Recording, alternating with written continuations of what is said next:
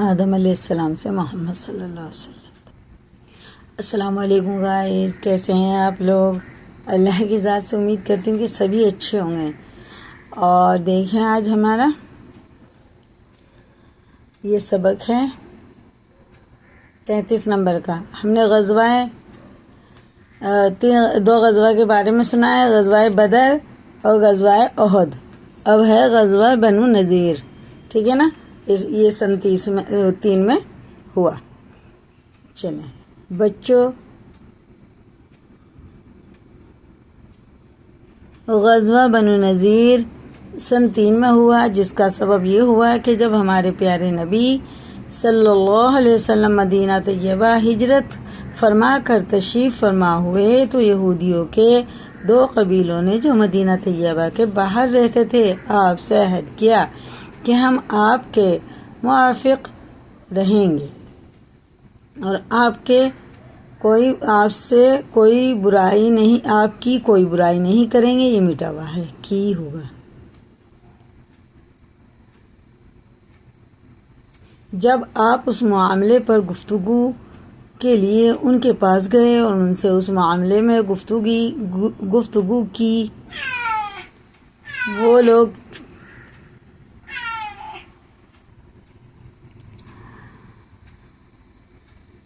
گفتگو کے لیے ان کے پاس گئے اور ان سے اس معاملے میں گفتگو کی، وہ لوگ آپ کو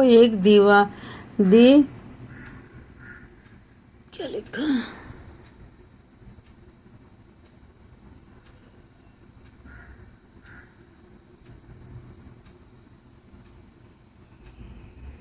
ایک دیوالی نیچے بٹھلا کر، کیا ہے نیچے، پتہ نہیں کیا ہے، آپ کو ایک نیچے بٹھلا کر مشورہ کرنے لگے کہ دیوار ہے، شاید دیوار، آپ کو ایک دیوار کے نیچے بٹھلا کر مشورہ کرنے لگے کہ دیوار پر سے ایک پتھر لڑک کر آپ کو قتل کر دیں۔ چالاکی۔ آپ صلی اللہ علیہ وسلم کو وحی سے اطلاع ہو گئی۔ آپ صلی اللہ علیہ وسلم اٹھ کر مدینہ تشریف لے گئے۔ آپ صلی اللہ علیہ وسلم نے کہلا بھیجا کہ تم نے اپنے عہد کو توڑا ہے، یا تو 10 دن کے اندر نکل جاؤ ورنہ لڑائی ہوگی۔ وہ لڑائی کے لیے تیار ہوئے۔ آپ ان پر لشکر لے آئے اور ان کے حلقے کو گھیر لیا۔ آخر وہ تنگ ہو کر نکل جانے پر راضی ہوئے۔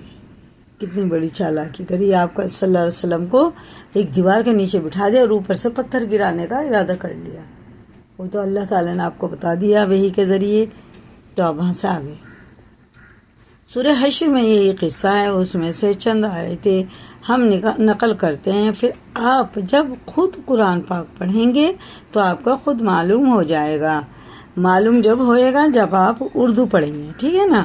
قرآن شریف کے ساتھ ساتھ ہم اس لیے اردو بھی پڑھاتے ہیں تاکہ بچوں کو قرآن سمجھ میں آ جائے۔ عربی تو ہم نہیں سمجھیں گے، ٹھیک ہے نا؟ چلیں بسم اللہ الرحمن الرحیم۔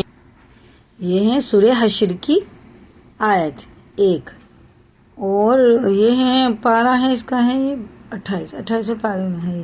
چلے عربی بھی پڑھتے ہیں۔ سبح للہ ما فی السماوات وما فی الارض وهو العزیز الحکیم هو الذی اخرج الذین کفروا من اہل الکتاب من دیارہم لأول الحشر ما ظننتم ان تخرجوا وظنوا انہم مانعتہم حصونہم من اللہ فآتاہم اللہ من حیث لم يحتسبوا وقذف فی قلوبہم الرعب یخربون بیوتہم بأیدیہم وأیدی المؤمنین فاعتبروا یا اولی الابصار۔ کچھ سمجھ میں آیا؟ کچھ بھی سمجھ میں نہیں آیا، ٹھیک ہے نا؟ سمجھ میں کیسا آتا؟ جب ہم اردو پڑھتے ہیں، اللہ پاک کی پاکی بیان کرتے ہیں، سب جو کچھ آسمان اور زمین میں ہے، اور وہ زبردست حکمت والا ہے جس نے کفار اہل کتاب کو ان کے گھروں سے پہلی بار اکٹھا کر کے نکال دیا۔ تمہارا گمان بھی نہ تھا کہ وہ کبھی اپنے گھروں سے نکلیں گے، اور خود انہوں نے یہ گمان کر رکھا تھا کہ ان کے قلعے ان کو اللہ سے بچا لیں گے، سو ان پر اللہ کا عتاب ایسی جگہ سے پہنچا کہ ان کو خیال بھی نہ تھا، اور ان کے دلوں میں رعب ڈال دیا کہ اپنے گھروں کو خود اپنے ہاتھوں سے اکھاڑ رہے تھے۔ سو اے عقل مندو، اس حالت کو دیکھ کر عبرت حاصل کرو۔ ٹھیک ہے بچوں، پھر آگے چل کر اللہ تعالیٰ فرماتا ہے، اب یہ دوسری آیت ہے سورہ حشر کی، ٹھیک ہے نا، 4 نمبر کی ہے، اور پارہ وہی ہے یہ 28۔ ذَلِكَ بِأَنَّهُمْ شَاقُّوا اللَّهَ وَرَسُولَهُ وَمَن يُشَاقِقِ اللَّهَ فَإِنَّ اللَّهَ شَدِيدُ الْعِقَابِ۔ کچھ سمجھ میں آیا؟ نہیں، اب آئے گا جب اس کا ہم اردو پڑھیں گے۔ یہ اس سبب سے ہے کہ ان لوگوں نے اللہ اور اس کے رسول کی مخالفت کی ہے، اور جو شخص اللہ کی مخالفت کرتا ہے تو اللہ تعالیٰ اس کو سخت سزا دینے والا ہے۔ بے شک بچوں، اس بات کو اچھی طرح سمجھ لو اور ذہن نشین کر لو کہ جو شخص اللہ اور اس کے رسول کی مخالفت کرتا ہے اس کو اللہ تعالیٰ دنیا میں بھی ذلیل کرتے ہیں اور آخرت میں بھی، اس لیے دوزخ کا عذاب ہے۔ ٹھیک ہے، کل ہوئے گا غزوہ بدر ثانی، ٹھیک ہے نا۔